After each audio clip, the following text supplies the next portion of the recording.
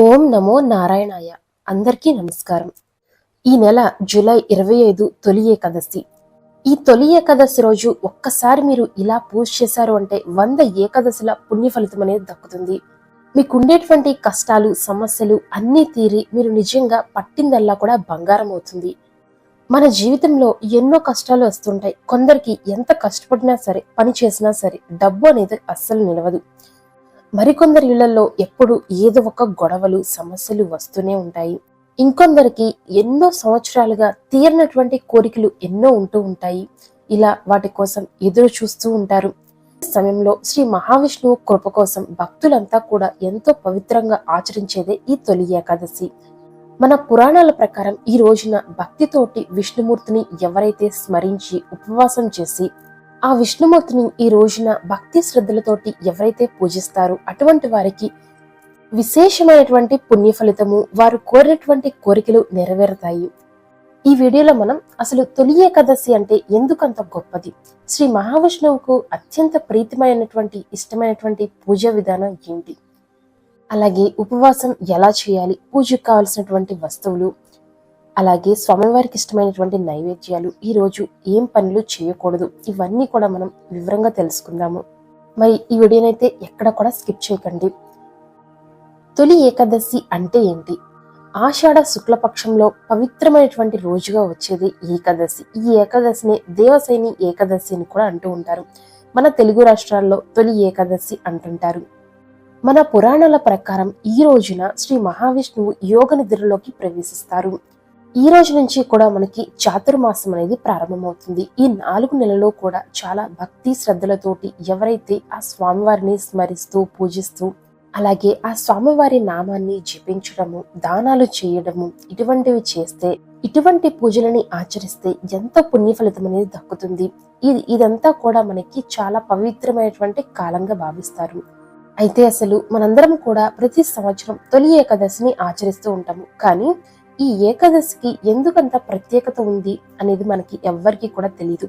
మరి పురాణాల ప్రకారం శ్రీ మహావిష్ణువు యోగ నిద్రలోకి వెళ్ళినప్పటికీ ఆయన కరుణ మాత్రం భక్తులపైన ఎల్లప్పుడూ ఉంటుంది.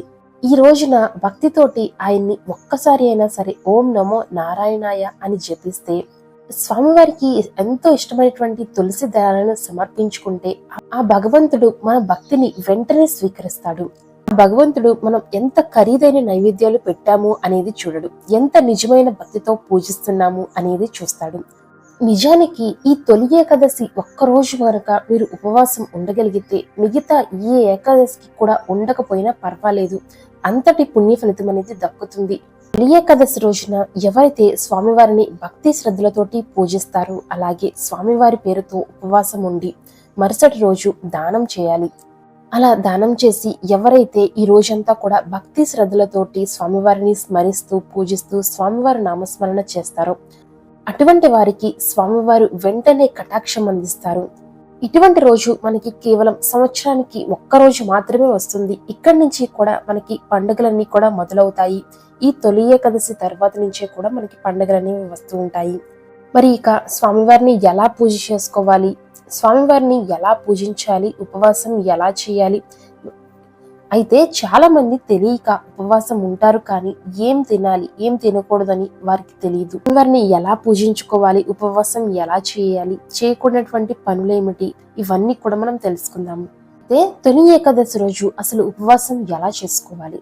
ఉదయం బ్రహ్మముహూర్తంలోనే నిద్రలేవాలి. ఎంత వీలైతే అంత త్వరగా నిద్రలేచి స్నానాన్ని ఆచరించాలి. శుభ్రమైనటువంటి బట్టలని ధరించాలి. ఈ రోజున నేను శ్రీ మహావిష్ణువు అనుగ్రహం కోసం ఈరోజు తొలి ఏకాదశి వ్రతాన్ని ఆచరిస్తున్నాను అని మీరు మనసులో సంకల్పం చేసుకోవాలి. ఆ తర్వాతే మీరు మీ పూజని ప్రారంభించుకోవాలి. ఈ విధంగా ఉపవాసాన్ని మీరు మొదటగా ప్రారంభించాలి. అయితే ఈ రోజు ఉపవాసంలో బియ్యంతో చేసిన వస్తువులు కానీ అన్నాన్ని కానీ అస్సలు తినకూడదు. కేవలం మీరు తినగలిగితే పాలు పండ్లని మాత్రమే తీసుకోండి. ఇతర ఘన పదార్థాలు ఏవి కూడా తీసుకోవద్దు. అలాగే ఉల్లిపాయ, వెల్లుల్లి ఇటువంటి ఆహార పదార్థాలని భుజించకూడదు. ఈ రోజున ముఖ్యంగా మీరు గుర్తుంచుకోవాల్సిన నియమం ఇది. ఇంట్లో ఉండే కుటుంబ సభ్యులపైన కావచ్చు, ఇతరుల ఎవరైనా సరే ఇతరులపైన కావచ్చు, కోపం అనేది చూపించకూడదు, అబద్ధాలు ఆడకూడదు. ఇతరులని బాధ పెట్టే విధంగా ప్రవర్తించకూడదు. ఈ వ్రతాన్ని ఆచరించేవారు ఎవ్వరు కూడా ఈ పనులైతే అసలు చేయకూడదు. ఇక ఉపవాసం ఎలా ఆచరించుకోవాలి అని తెలుసుకున్నాం కదా. మరి పూజకు కావాల్సినటువంటి వస్తువులు ఏమిటి, అసలు ఆ పూజ విధానాన్ని మనం ఎలా ఆచరించుకోవాలో తెలుసుకుందాము. ముఖ్యంగా మనకి కావాల్సింది ఈ పూజకి తులసి దళాలు. స్వామివారికి ఎంతో ప్రీతికరమైనవి, ఇదంతా కూడా మనకి తెలిసిందే. అయితే ఈరోజు మనం పూజించవలసింది ఆవు నెయ్యితోటి, అలాగే స్వామివారికి ఎంతో ఇష్టమైనటువంటి పసుపు రంగు పూలతోటి, అలాగే స్వామివారికి కొట్టడానికి కొబ్బరికాయ, అరటిపండ్లు, పాలు, పంచామృతం, సాత్విక నైవేద్యము. మీ దగ్గర ఉంటే ఒక జపమాల కూడా తీసుకోండి. అలాగే కలశాన్ని నిర్మించుకోవడానికి కావలసిన సామాగ్రిని కూడా పెట్టుకోండి. ఈ రోజు స్వామివారిని పూజించేటప్పుడు మీరు కూడా వీలైతే పసుపు రంగు వస్త్రాలు కానీ లేదా ఎరుపు రంగు వస్త్రాలు కానీ ధరించండి. ఎందుకంటే స్వామివారికి ఈ 2 రంగులంటే చాలా ప్రీతికరము. త్వరగా స్వామివారు ప్రసన్నులవుతారు. మరి స్వామివారికి ఇష్టమైన విధంగా పూజని ఎలా ఆచరించుకోవాలో ఇప్పుడు తెలుసుకుందాము. ముందుగా మనం స్వామివారి వద్ద ఒక కలశాన్ని నిర్మించుకోవాలి. అయితే కేవలం స్వామివారికి మాత్రమే కాదు, లక్ష్మీదేవికి అలాగే విష్ణుమూర్తికి ఇద్దరికి కలిపి మనం ఈ రోజు పూజనైతే ఆచరించుకోవాలి. స్వామివారి చిత్రపటం కానీ విగ్రహం కానీ ఉంటే చక్కగా శుభ్రం చేసుకుని పెట్టుకోండి. ఆ చిత్రపటాలకి పసుపు రాసి చక్కగా కుంకుమ బొట్లు పెట్టుకోండి. స్వామివారికి ఇష్టమైన రంగు పూలు, పసుపు రంగు లేదా ఎరుపు రంగు పూలతోటి చక్కగా అలంకరించుకోండి.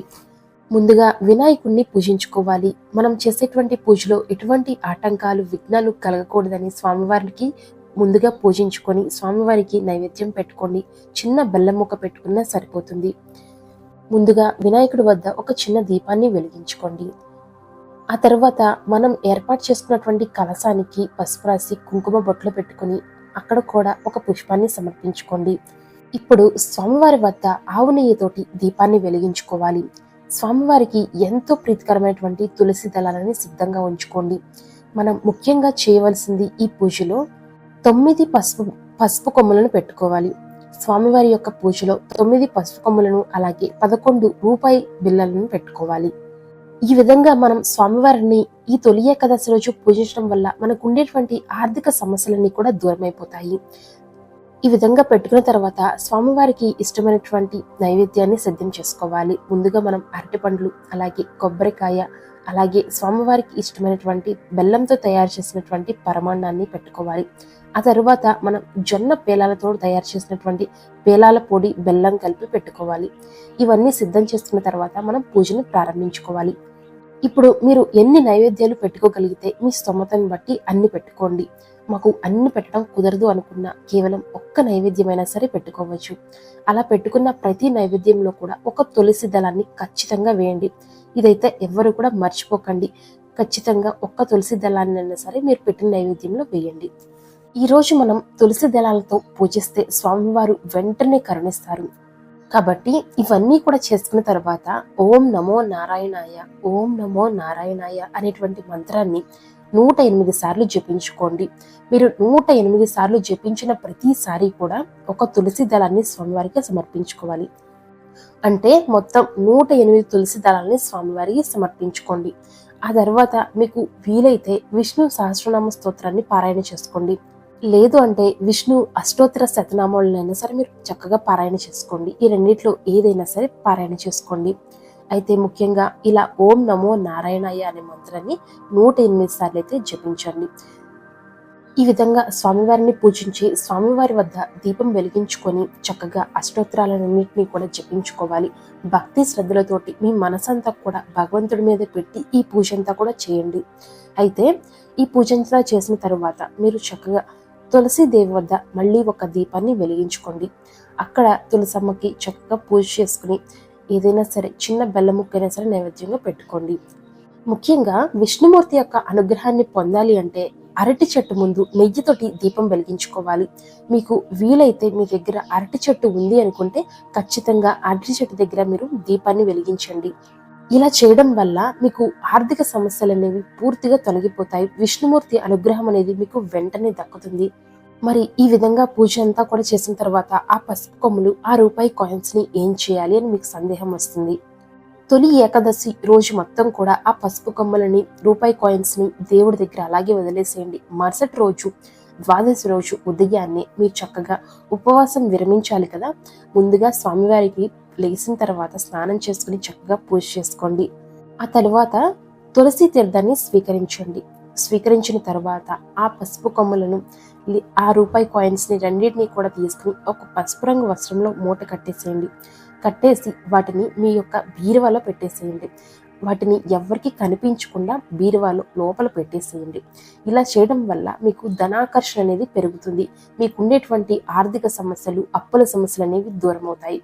ఇలా మనకి పూజించాలి అనేది పురాణాలలో చెప్పబడింది. దీని గురించి మీరు ఇంతకుముందు విన్నారో లేదో నాకైతే తెలియదు, కానీ మీరు ఆచరించండి, తప్పకుండా అంతా కూడా మంచి జరుగుతుంది. ఇక ఈ పూజ తరువాత ఉపవాసాన్ని విరమించుకోవాలి. అంటే మనం ఏకాదశి మొత్తం కూడా ఉపవాసం ఉండి ద్వాదశి రోజున ఉపవాసాన్ని విరమించుకోవాలి. ఈ ఉపవాస విరమణ కూడా మనం ఎవరికైనా ఏమైనా భోజనం పెట్టి కానీ ఏదైనా దానం ఇచ్చి కానీ ఆ తరువాతే మనం ఉపవాసాన్ని విరమించుకోవాలి.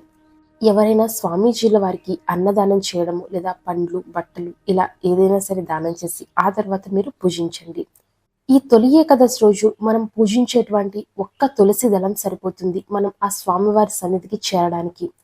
భక్తితో పెట్టేటువంటి ఒక దీపం, నిజంగా ప్రార్థించేటువంటి ఒక మాట, ఆ శ్రీమన్నారాయణ్ణి మా కుటుంబానికి ఆరోగ్యాన్ని, శాంతిని, ధైర్యాన్ని ప్రసాదించే స్వామి, మా మనసులో ఎటువంటి తప్పు ఆలోచన ఉన్నా తీసే స్వామి, భక్తితోటి నీ మార్గంలో నడిపించు అని చెప్పి మనం ప్రార్థిస్తే చాలు. ఆ స్వామివారి యొక్క పూర్తి అండ మన కుటుంబం మీద ఉంటుంది. మరి ఈ వీడియో నచ్చినట్లయితే ఖచ్చితంగా ఓం నమో నారాయణాయ అని కామెంట్ చేయండి. ఈ పవిత్రమైనటువంటి రోజున తప్పకుండా స్వామివారి అనుగ్రహం మీ అందరి మీద ఉండాలని మనస్ఫూర్తిగా కోరుకుంటున్నాను. ఓం శ్రీమన్నారాయణ. ఓం శ్రీమన్నారాయణయ్య. మరో వీడియోతో మంచిగా మళ్ళీ కలుసుకుందాం.